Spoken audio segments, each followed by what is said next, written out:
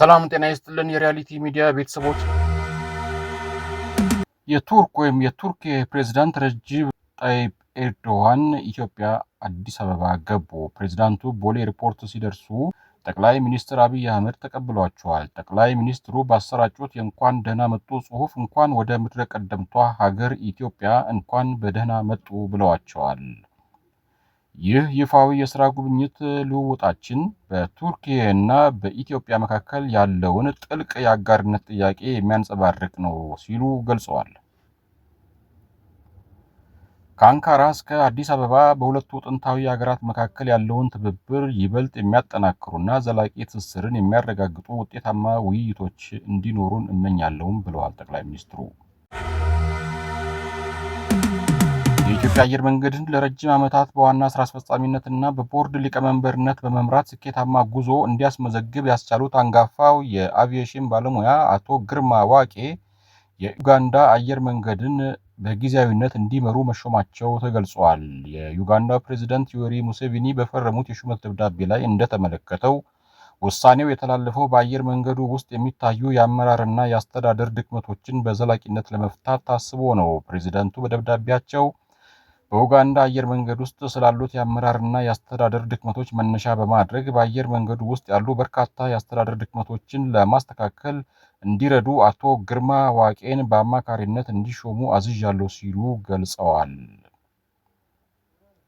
እንደ ሹመት ደብዳቤው መረጃ ከሆነ አቶ ግርማ ዋቄ እስከ ሐምሌ 2026 እንደ አውሮፓውያን አቆጣጠር ድረስ ወይም አዲስ ቋሚ ዋና ስራ አስፈጻሚ ተቀጥሮ ስራ እስከሚጀምር ድረስ በተጠባባቂ ዋና ስራ አስፈጻሚነት ያገለግላሉ።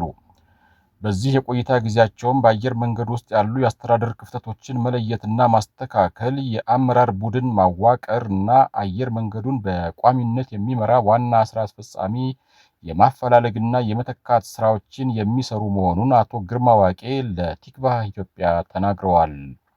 አቶ ግርማ ዋቄ ስለ ሹመታቸው ለቲክቫህ ኢትዮጵያ በሰጡት ማረጋገጫ ስራው ሙሉ ሰዓትን የሚጠይቅ ሳይሆን በሳምንት የተወሰኑ ሰዓታትን ብቻ በመስራት የሚከናወን መሆኑን ገልጸዋል። ጊዜያዊ ሹመት ነው፣ ሙሉ ሰዓት አልሰራም፣ በሳምንት የተወሰኑ ሰዓታት ብቻ እሰራለሁ ያሉት አቶ ግርማ ዋናው ትኩረታቸው አየር መንገዱን የሚመራ ብቁ ቡድን ማዋቀርና ስራ አስፈጻሚ ማፈላለግ መሆኑን ጠቁመዋል። ይህ ሂደት እንደተጠናቀቀም ከዋና ስራ አስፈጻሚነት ስልጣናቸው በመውረድ በአማካሪነት ስራቸው እንደሚቀጥሉ አስታውቀዋል።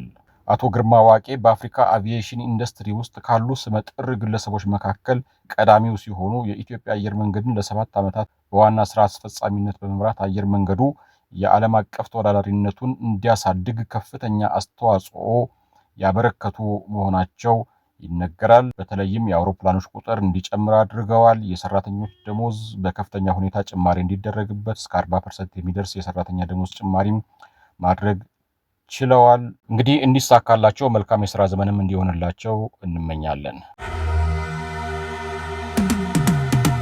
ቀጥሎ የትግራይ ክልልን ወቅታዊ ሁኔታ እንመለከታለን። ህወሓት የተመሰረተበትን 51ኛ ዓመት የካቲት 11 በዓል በማክበር ላይ ይገኛል። በዓሉ እንዳለፉት ዓመታት የአከባበር ድምቀት ባይኖረውም በትግራይና ከትግራይ ውጪ ያሉ በተለይም ዳያስፖራ ደጋፊዎቹ በውይይትና በተለያዩ የሙዚቃ ዝግጅቶች በማክበር ላይ እንደሆኑ መረጃዎች ያሳያሉ።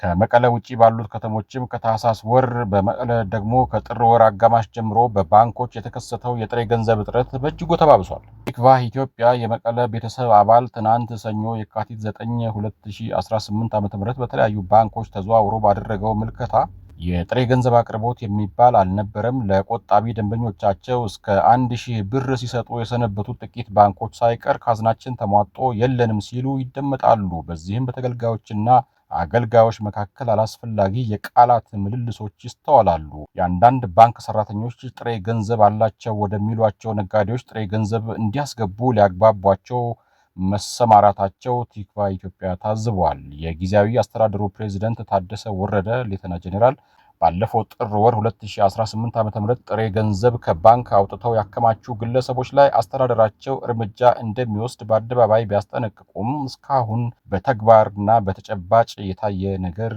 የለም። በርካታ የክልሉ የመንግስት ሰራተኞች የጥር ወር ደሞዛቸው እንዳልተከፈላቸው ለቲክቫ ኢትዮጵያ ገልጸዋል። የውስጥ ገቢ ያላችሁ መስሪያ ቤቶች ከገቢያችሁ ወጪ በማድረግ ክፈሉ የሚል የቃል ትዕዛዝ ከሚመለከታቸው የክልሉ የበላይ ኃላፊዎች የሚሰጥ ትዕዛዝ እንዳለ የደረሱን መረጃዎች ያሳያሉ ብሏል ቲክቫ።